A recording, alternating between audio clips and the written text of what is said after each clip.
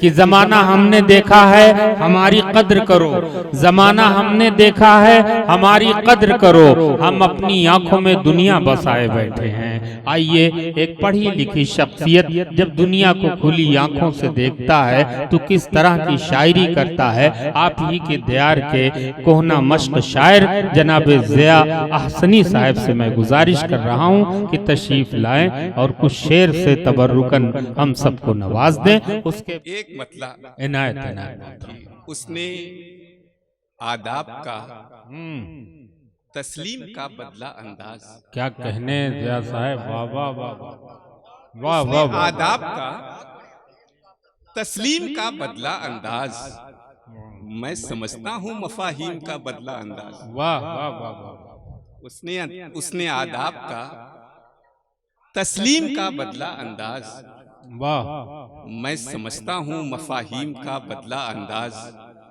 اور یہ شعر کے ضد بھی تبدیلی فطرت کی ہوئی لا حاصل، کیا کہنے ضیاء صاحب، واہ واہ واہ، ضد بھی تبدیلی فطرت کی ہوئی لا حاصل، واہ، شہد کا بدلہ نہیں نیم کا بدلہ انداز۔ کیا کہنے، واہ واہ واہ واہ واہ واہ، کیا عمدہ شعر ہے بھائی، واہ واہ۔ ضد بھی تبدیلی فطرت کی ہوئی لا حاصل، شہد کا بدلہ نہیں نیم کا بدلہ انداز۔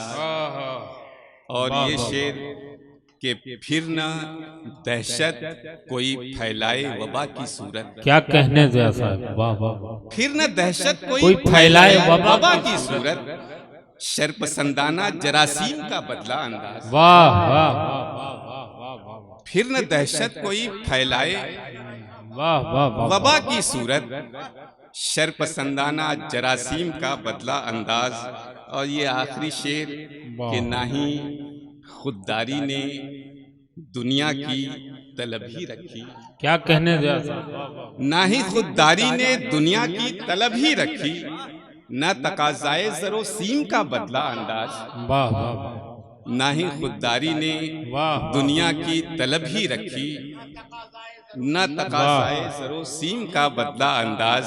بھائی بہت بہت شکریہ، بہت شکریہ دوستو۔ یہ تھے جناب ضیاء احسنی صاحب جن کے ساتھ میں نے جتنی دیر تک گفتگو کی ہے اس گفتگو کا لطف آج بھی ہے، اور ان کے ساتھ جو بھی وقت گزرا ہے اس خوبصورتی کا منظر ہمیشہ آنکھوں میں محفوظ رہے گا۔